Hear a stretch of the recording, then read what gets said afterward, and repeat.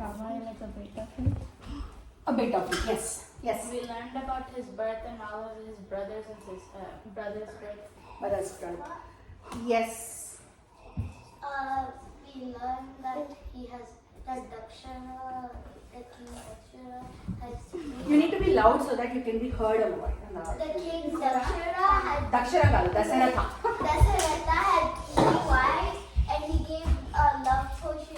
He gave Magic potion. Magic potion to 2 of them, and then he didn't give one to the other one. So both of them split it in half and gave it to her. Gave it to her. Yeah. So we will just reiterate it in just 2 sentences, 2 or 3 sentences, and then we will move forward. Okay. So we will first of all let's get very clear with the names, because we will be talking about these names over and over again and again. So Rama, Lakshmana, Bharata, Shatrugna, their father's name is Dasaratha. Dasaratha has 3 wives: Kausalya, Kaikeyi, Sumitra. Kausalya is the mother of Rama. Sumitra is the mother of Lakshmana and Shatrugna, and Kaikeyi is the mother of Bharata. Okay, that is what we learned. And how were they born? They were born out of magic potion. We spoke about Putra Kameshti, Yagam that they did, and because of that, kids were born to the king and the queens. Oh yeah, and also Kaikeyi, she loved Rama more than. Yes. We'll come to that. That is in detail. We are not going to discuss every little thing about whatever we spoke. Okay. So 4 sons, right? 4 sons, and their mothers, you know, and their father, you know. So Putra Kameshti is the name of the Yagam that they did. That is what they performed so that they could have progeny and they could have kids, right? Putra Kameshti is the name of the Yagam. So for the Putra Kameshti Yagam, they have to get those sages, rishis who can perform the Yagam, right? And for that Yagam, they needed a lot of sages, people who can perform, rishis and everybody, right? So out of all, and that particular Putra Kameshti Yagam was basically performed by one of a very great sages, and his name is Rishyasringa. Rishyasringa. Srungamu in Telugu or Sanskritam means horn, basically. Horn. So apparently Rishyasringa has a horn on his head, or I don't know, on his head apparently. That is the reason he got the name Rishyasringa. So there is, apart from all the 4 brothers, there is also another character who is a sibling to all these 4.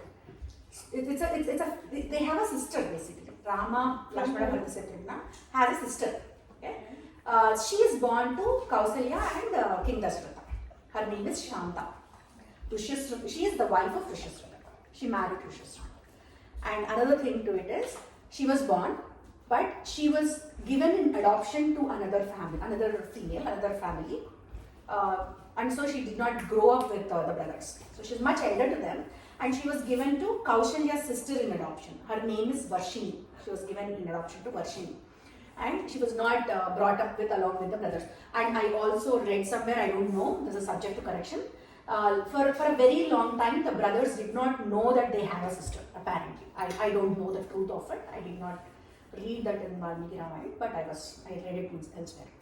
So that is the family of Dasaratha. Rishyasringa is kind of son-in-law, right? Son-in-law to King Dasaratha, because he married Shanta. Shanta is born in the family, Kshatriya family. Kshatriya is the kings and queens and all that. This thing is called Kshatriya. She is born into Kshatriya family. But the society back then is so open that she was allowed to marry a sage, who is apparently a Brahmin, following all these rituals, and he's a Brahmin, right? She is a Brahmin. So her inclination was towards that. She was very chaste. She was not into these kind of. She didn't want to be a queen, or she didn't want to go have all those riches and everything. So because of her inclination, she was allowed to marry Rishyasringa. So that was the openness of the society back then. People did not say, oh, you were born a Brahmin, so you have to marry a Brahmin, or you were born something, so you have to marry something. That was not the case back then, and that should not be even the case even today, right? Like, why? If the person has certain inclinations, you should let them. That is what this entire story of Shanta and Rishyasringa probably teaches us. One takeaway is that. Okay, now coming back. Do you guys want to hear more about what happens to Rama next? Or do you want to learn about Sita's birth? How is Sita born? Yeah. Yes? No. Okay. Okay, then let us move on to what happens next. Rama is born. Rama is growing up, and he was a toddler when we left off last week, right? Yeah. Now he has to grow, and the court of Dasharatha has a teacher. You guys remember? So you guys saw the movie Bahubali, right? No, Yeah, you did not? I did. Okay. So in Bahubali there is a master, there is a teacher who teaches them archery and all that, right? Likewise, there is a teacher in the court of Dasharatha also, and his name is Vasishta. And Vasishta is, he not only teaches archery, he also teaches them Veda, Vedanta, Vedanga, mathematics, name it, any education that comes from Vasishta. Probably Vasishta has his own disciples, and they also take part in teaching the princess. I really do not know how that construct is, but the master of all the warfare, education, everything comes from Vasishta to all the 4 princes.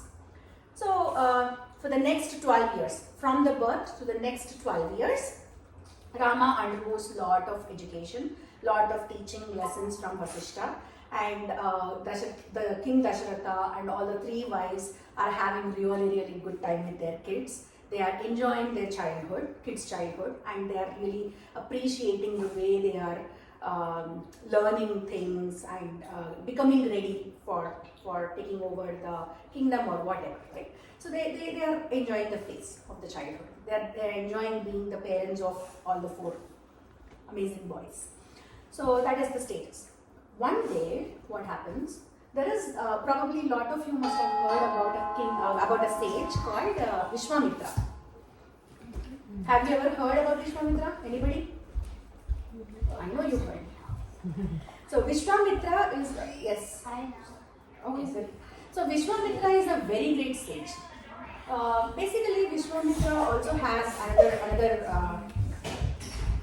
So all these sages, right? They do a lot of penance. They do a lot of yagas, yajnas, because they could attain control over their senses. One of the most important things is attaining control over their senses. Viswamitra basically is a very angry young man.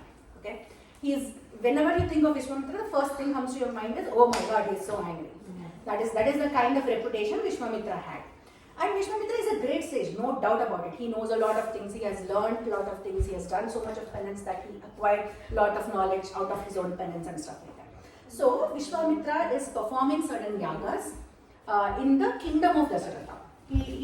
Basically all these rishis and all these people, saints, everybody, they have their own ashrams built in the forest. It's not forest, it is vanam basically. It's not like deep forest.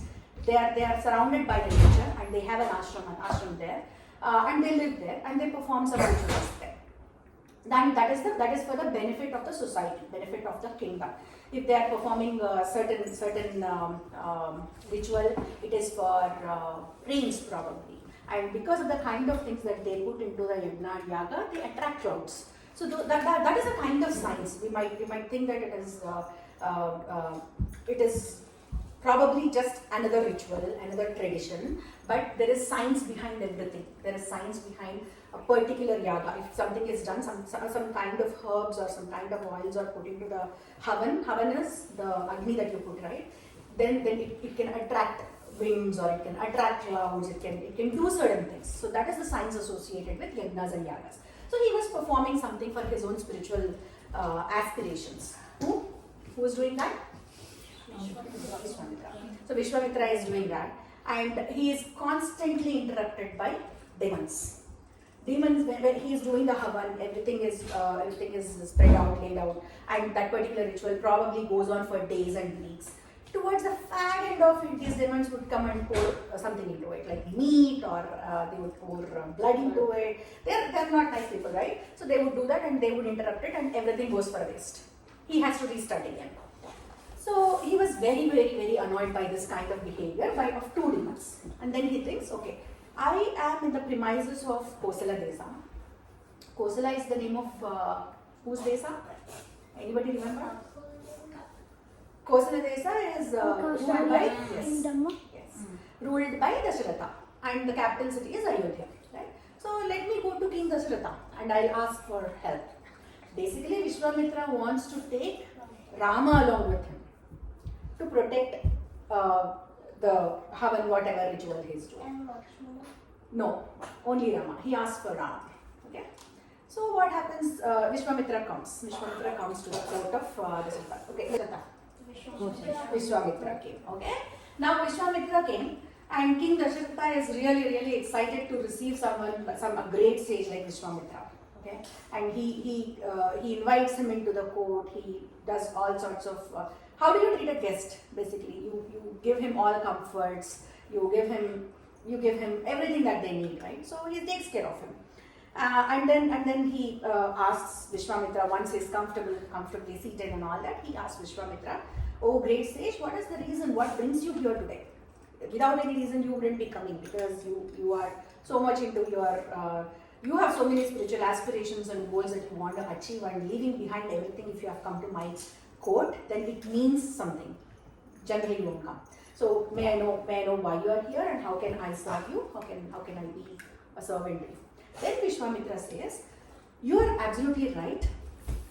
So I have been trying to do Yaaga, and every time I'm right there and ready to achieve, and I'm there to achieve, these two demons come and disturb everything. They're very evil, and they are also kind of how do you say? They have chart of words. It's not straight warfare that they indulge in. They appear here, they do something, and by the time you attack them here, they'll be gone from there and they'll appear elsewhere. So that kind of notorious.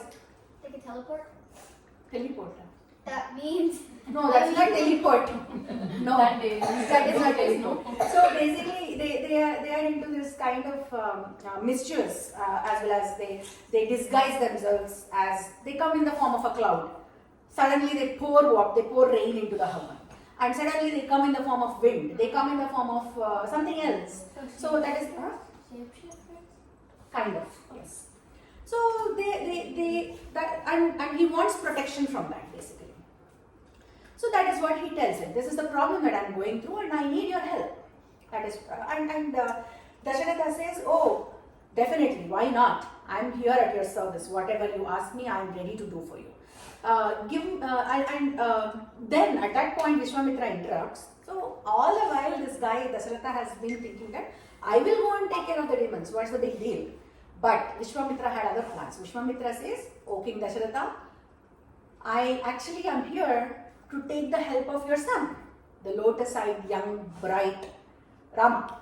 The kind of explanation that there he gives about Rama is really interesting. He calls Rama as the lotus-eyed young man, and someone with he also describes his physical appearance also. He is very strong, he is well built, his shoulders are broad, his hair has like jet black, lovely locks. So that is the kind of explanation, that is the kind of description that he gives about Rama. So Rama is that beautiful. It is to tell us that Rama is that beautiful. Then Dasharatha is kind of worried at this moment. So if the moms have watched the movies, in every movie they show Dasharatha as someone who is taken aback, and he's sad because Rama is being taken away from him. But that is not how Dasharatha actually reacts. Dasharatha has sadness also, like he's also worried about his own son, and he cannot live without Rama even for a second, because until now, for the last 12 years, they have been so much into the kids that they have not ever imagined their life without kids for a day or two, right? So he is also taken aback, and he is shocked, and he doesn't want to send resentment, all that is there. But the first thing that comes to Dasharatha's mind is not that.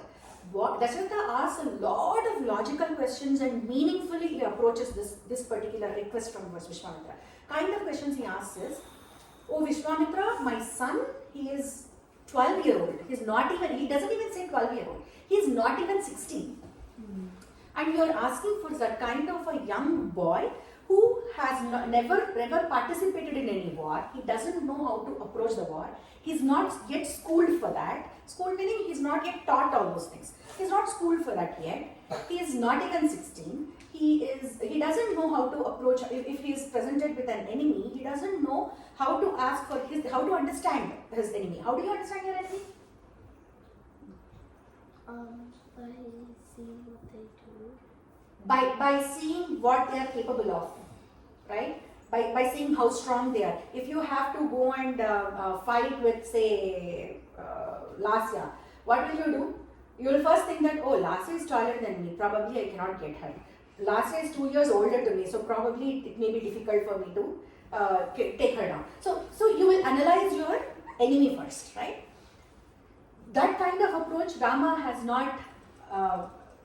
not been taught yet, and he probably has four more years to go. So the concept of 16 years of education is there from the time of Ramayana. That is another thing that we need to understand. For a lot of jobs that we do today, 16 years of education is a must. That's a basic. Without that, they wouldn't even interview you. Similarly, back in those days, 16 years of education was still there. Probably that's the format we are following now, but in a different curriculum and different. You don't have to really go and learn the warfare, right? So that's with some changes. That is what we are following. So that is what he says. And based on other texts and other things outside of Valmiki Ramayana, or maybe in the texts that come in future, in the verses that come in future, the age of Rama at that point of time was 12 when Viswamitra wants to take him to the Vana and for all the protection. That was his age. So imagine kids at that age. Who is 12 here? Anybody who is 12 here? You are 12? Yeah. So at your age, Rama was asked. Can you even imagine how strong Rama would have been by then? I looking at which Viswamitra really wants to take his help. Right? Yeah. So and then Viswamitra and then Dasharatha goes on to ask, you are well versed with arms. Viswamitra also can fight. Viswamitra also knows how to probably take down a enemy. When you cannot do it and you are expecting a 12-year-old to do it, it doesn't even sit in my head. Then Viswamitra says, I'm not saying that. I'm not saying that I cannot fight with them. But I don't want to indulge in that. My purpose is doing this ritual. I'm accomplishing some spiritual goal. And in the meantime, I'm being distracted by something else. I don't want to get there and go there and fight with those two demons. I want someone else to be taking care of those demons so that I can achieve my broader goal. That is what he says. So it is kind of delegating, right? You cannot really go and do every single thing yourself. Your mom really cannot do everything by herself. She will ask for help. It's not even help, it is delegation. She will give you something trusting that you can do it. And you are supposed to be doing it and coming back to her with the results, right? Homework. Can be anything. Getting her a glass of water, why not? Right? She cannot do every single thing. That is it. Similarly, Viswamitra doesn't want to do everything by himself. He wants to give it to people who he thinks that they are capable. He's not even giving to somebody who cannot really go and fight with those demons. He says that. Then Dasharatha comes up with another excellent idea. That is, why Rama, by the way? I will come. I will come with Akshauhini Sainya. Akshauhini Sainya means it's a huge number of foot soldiers, including elephants, including horses, including so many number of ratha. I'll give you details of what is Akshauhini and what are other kinds of Sainya army that you can go with. Okay, Akshauhini is one big battalion of army. He is offering Viswamitra, don't take my son. He is innocent. He is lotus-eyed. He is a little boy. So that is how father looks at his son. But to an outsider, he is already strong. He is broad-shouldered. He is like a lion. He is like someone who can take on the enemy. But from father's perspective, he is still young. He is still innocent, right? So that is how perspective of people differs. Depending on what you are, what your relationship is with the child, your perception differs, right? That is what you can understand from the conversation of these two people, Viswamitra and Dasharatha. So finally, Dasharatha says, I will come with my battalion. I will take those two demons down. Ultimately, what do you want? You want to finish your Yaaga. Doesn't really matter to you whether Rama is killing him or I am killing him, right? So let me do it. And then he goes on to ask Viswamitra, who Who are they, by the way? How do they look like? What is their size? What do they do? Where are they from? Give me the details of these Rakshasas. You said there are 2 Rakshasas. Give me the details. Then Viswamitra goes on to say, they are from the dynasty of Pulastya. There is a guy called Pulastya. This is very important, children, because the rest of the story will depend on this clan. Pulastya is the grandfather of Ravana. Pulastya. Yeah, that is the reason Ramayana has another name. It is called Paulastya Vadha. Paulastya means son, the progeny of Pulastya, grandson of Pulastya, who is Ravana. Paulastya Vadha, it also has another name. Okay, so these demons belong to Pulastya's family. It's not demon. So basically, Viswamitra is giving the details of who these demons are. And back in those days, even now, right? Who was Aryan? He is son of. He's your friend, but he is son of. If he's being introduced in the school, yeah, and his father's name. That is how you introduce, right? You when you are describing about when you are introducing yourself, you come from your fathers and forefathers and then describe about you, the family you belong to. Yes. Because we are talking about Rama, we have great respect for Rama. We don't want to be sitting on the chairs and sitting on other things, because we have huge respect for him, right? That is why we are not really sitting on the couches or on the sofas and talking about it.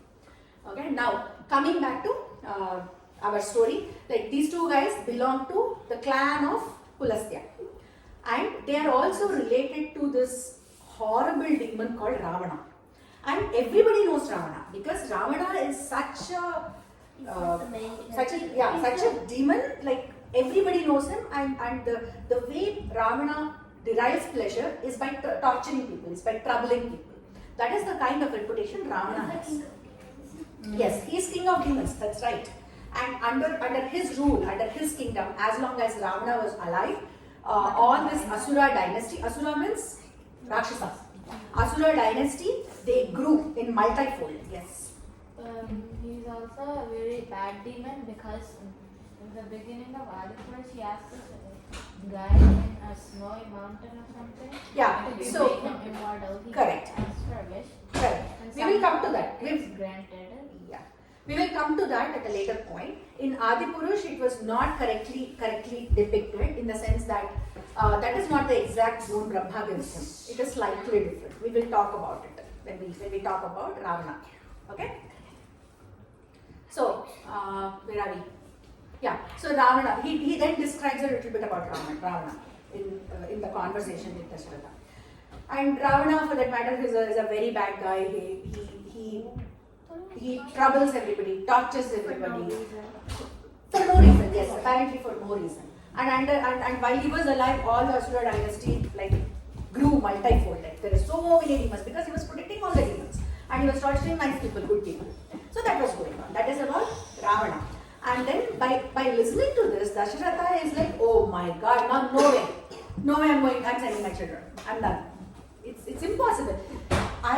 Now because you took the name of Ravana, I am worried that even if I come with all my Akshohini Sainya means army, I am still doubtful if I can get these people down.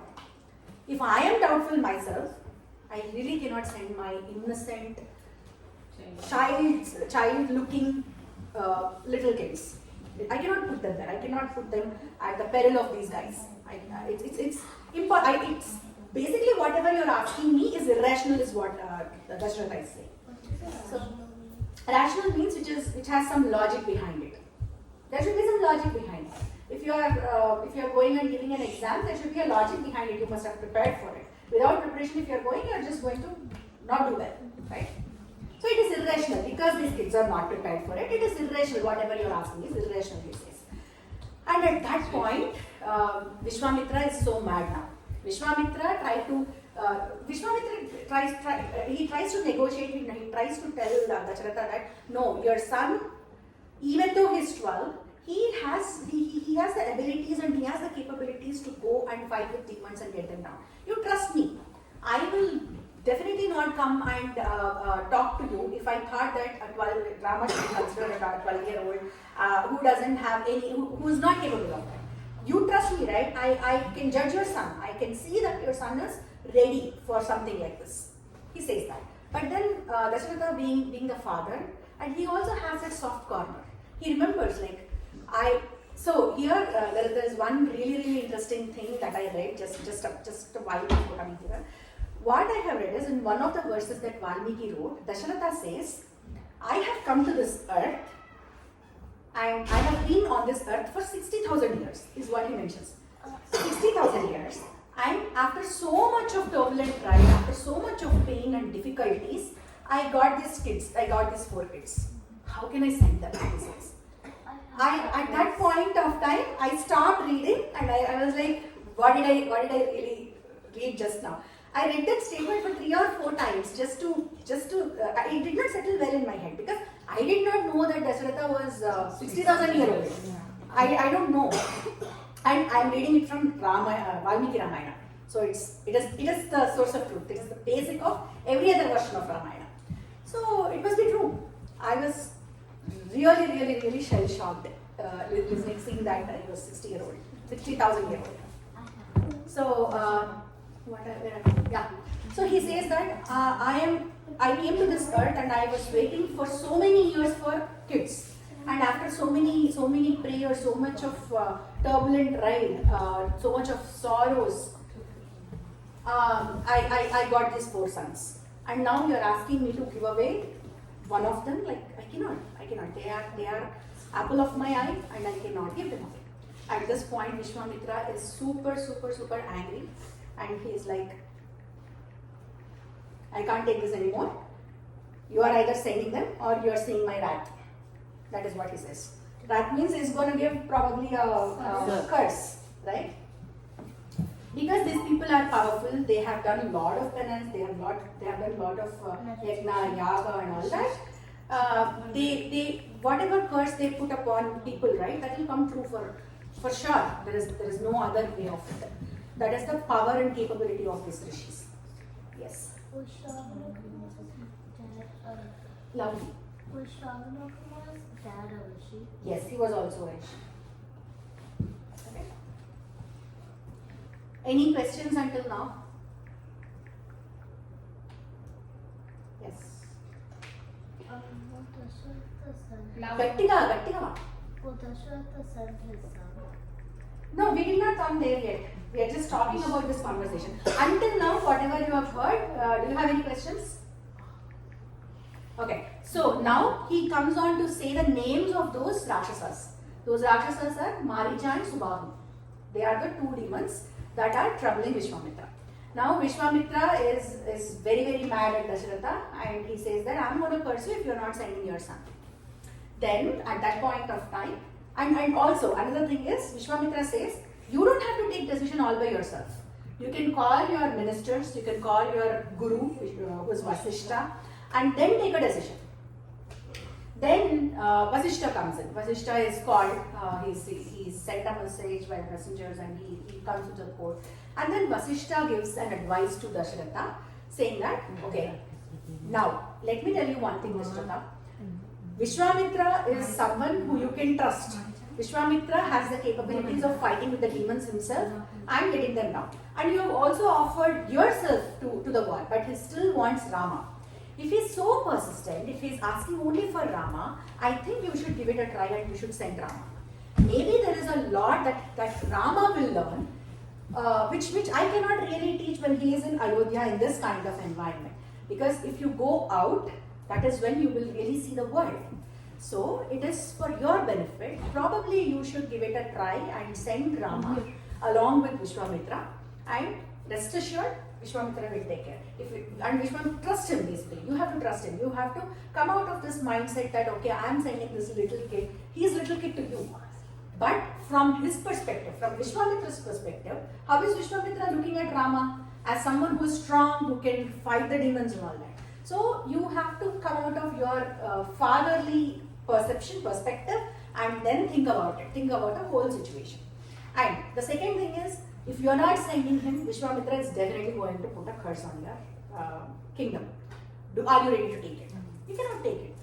If you guys have seen, if you remember the movie Bahubali, the second part, before making this hero the king, the Rajamata, the character, the Shivagami character, sends him on a tour or trip kind of a thing. He wants her that to be king, to explore the world and see. If you are not really exploring the world, you don't know the pains of people, you don't know, you basically don't even understand your own terrain. Where is a mountain, where is a river. If you go and see that, you will know that okay, there is a river. Probably I can construct a dam there and then that will serve so many acres of land and I can get into cultivation.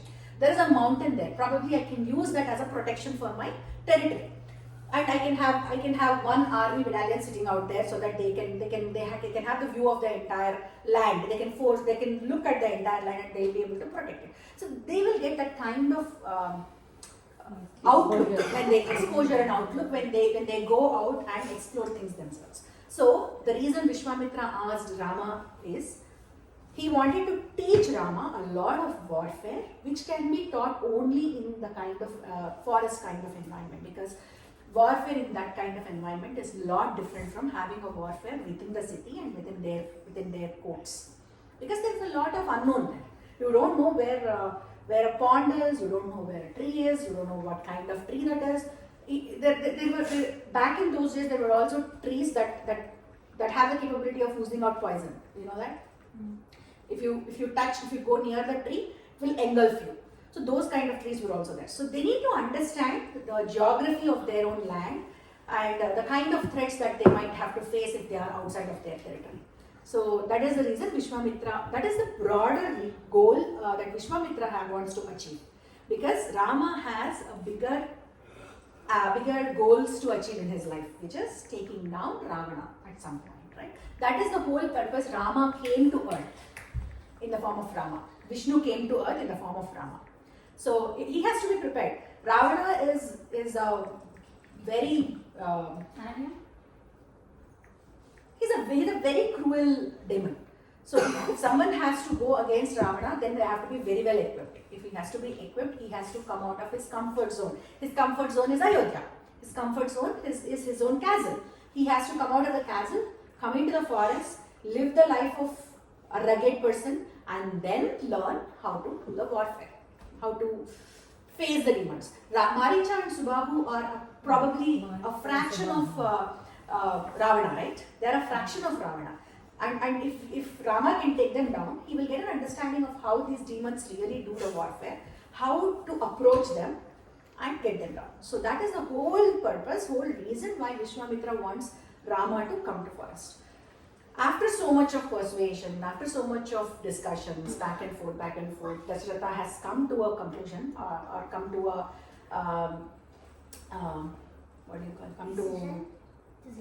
decision. Convinced himself that okay, I have to send Rama, I have no choice, and all these sages and rishis are saying, so it must be true, I must trust them. And then he decides to send Rama, and then he calls Rama, and the conversation that happens between Rama and Dasharatha we will talk in the next class. And Rama is always accompanied by his brother Lakshmana. Lakshmana and Rama are inseparable. So Lakshmana also follows him and they go along with Viswamitra to the forest. That is now Rama is 12-year-old. We'll pause here about Rama and we will talk a little bit about Sita now. Now again in the timeline we are going back. According to some people, Sita is 5 years older to Rama. Sita was born before Rama. Older? Yeah, older. 5 years or 6 months, I don't know. I don't know the exact timeline. I can check and get back. But she's certainly older than Rama. That is what I read a lot of times.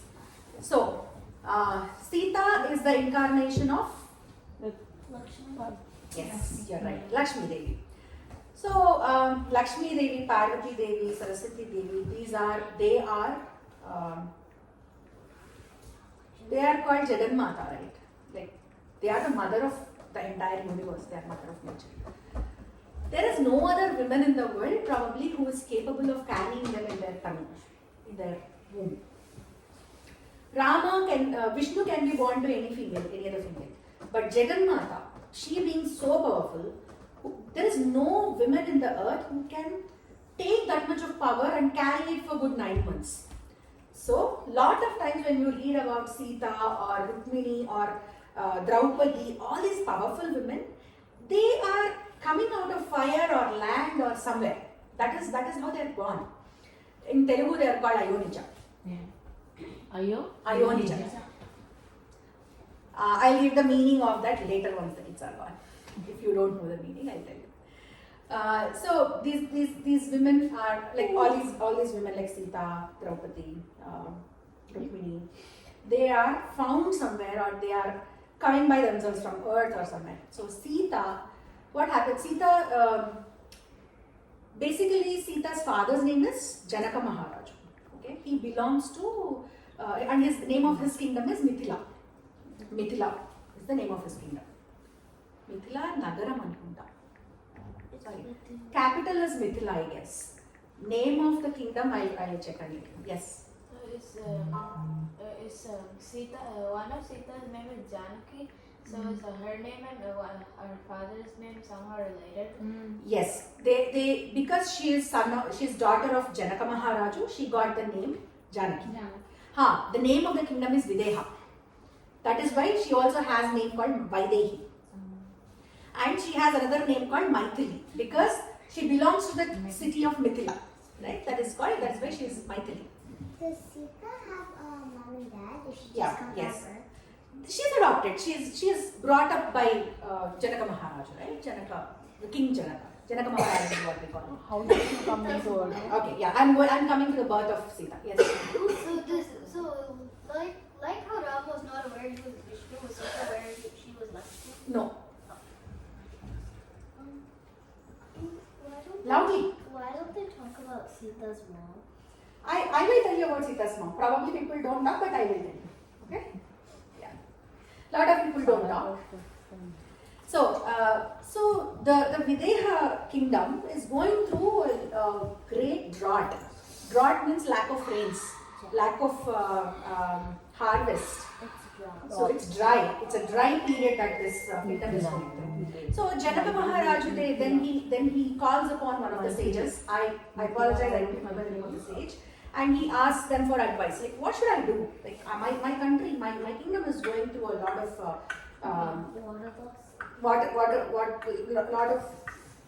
problems with water. Like, we don't have water. We are not getting rains for the last so years. If you look at my kingdom, if you look at the fields, it is all dry, withered, parched, lack of water. So tell me something that will help me attract rains into my kingdom. That is what he says. So the sage apparently, tell me. I can pause. It's okay, you can ask. Not related to this? No. Okay. Okay, so this guy, the sage, advises Janaka Maharaju to make a Nagal. Make a. Don't they call the king Yuvaraja? Don't they call the king Yuvaraja? Yuvaraja is prince. Maharaja is king. Give me 1 second.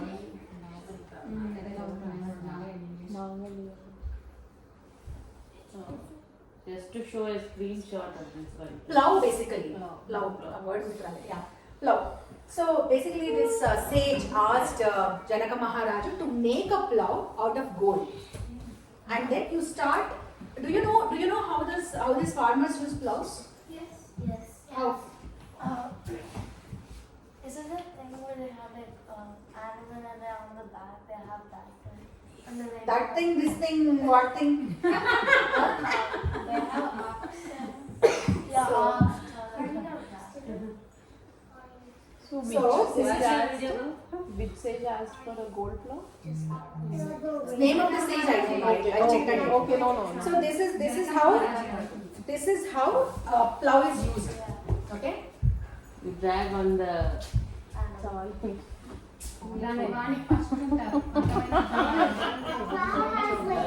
Okay.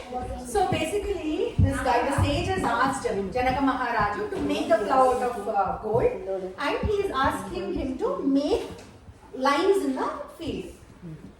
Okay. So why do they make lines is eventually in those lines they put the seeds and they do the next steps of the cultivation. So they, yeah, I'll tell you, wait, I'll tell you, yes. What's a plow? Plow is one of the instruments that you use for cultivation. So basically you use a plow. These are all valid questions because all the kids are not from villages. You have probably you have never been to a village and you have never seen a field. So it's very normal to ask I these think questions. I read about it in fourth grade, but I do not remember. Okay. So plow is something that is used for cultivation.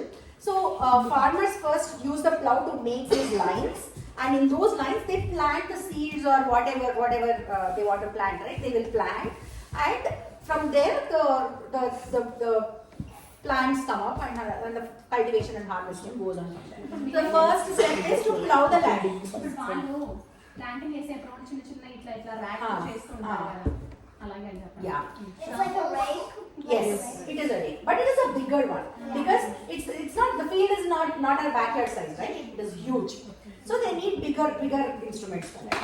So okay, let me tell you the lines that they make with the plow, right? That line is called Sita. Sita is not name of the person as such. The line that you make with plow is called Sita. Okay, and with listen to me, let me finish, right? That is what I'm going to tell you now. So, then why did Sita get that name? Very interesting. Like, why did Sita get that name? Why would somebody name a person like the lines that come out of plow? Listen to me. Listen. So now, Janaka Maharaja, as directed, he's plowing. And his plow is stuck at certain point in the field. It's not moving further. It's how much ever he tries. He's a very strong man. He is also a king, right? He is also a Maharaja. He has so much of kingdom and he probably participated in a lot of wars. But he's still not able to pull that plow. Then he thinks, oh, there is really something going on here. There is something mysterious going on. I probably should stop. And then he stops there and he then digs there. He removes all that soil, mud and everything. Then he finds a box, big box. He takes the box out, opens the box to find a little baby. That is Sita. Because she has come when he was trying to make Sita, he names her Sita. That is the name of the girl. That is how Sita got her name. And she has other names like Vaidehi because she belongs to the kingdom of Videha. She has another name Maithili because she is from Thilanagaram. And she has the name Janaki because she is daughter of Janaka Maharaju. And she has a lot of other names. I will tell you as we go along. Depending on the context, she will be called. She will be referred by those names. So now he found Sita. He found that little girl. And the minute he finds a little girl, it rains like cats and dogs. It rains crazy. Now, so you look at it. They got the baby girl, and everything is green again. Everything is beautiful again. Everything is everything is sasasyamalam. Green. What is Greenery. Greenery. Sasasyamalam means everything is green and everything is fruitful again. That is a very beautiful word in Telugu, which apparently I cannot translate it into English because each language is different and there is no one-to-one translation anywhere. Doesn't mean everything is in its best original form. Yes, everything has gone back to its best original form. But Sasyashyamalam doesn't exactly mean that. Sasyashyamalam is more referred to the fields and the greenery itself, the cultivation, the best cultivation. And Does that mean in nature?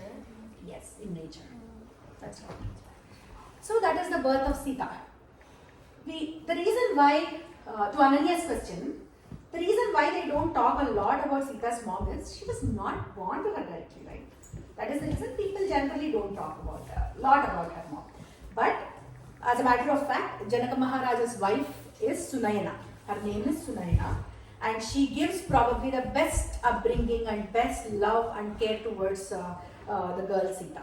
So there was never a time when she treats her own kids differently from Sita.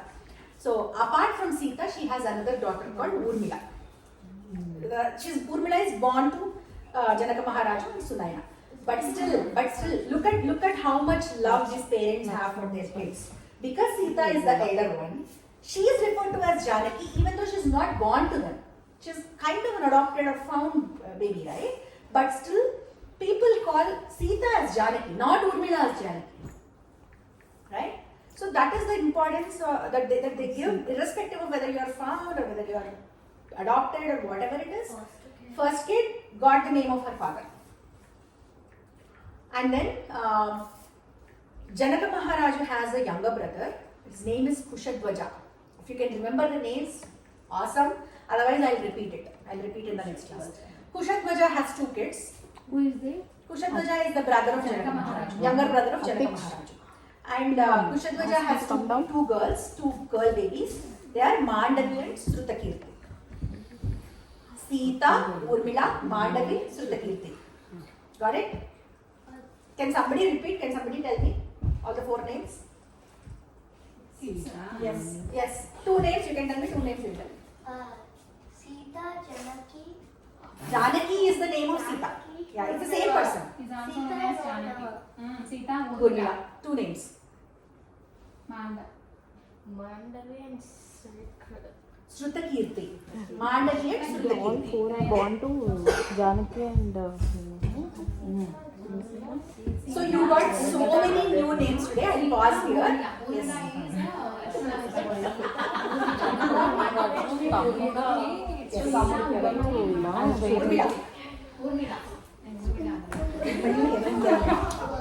So we'll pause here. There are a lot of new characters. If you remember them, that is great. Otherwise, we'll repeat again.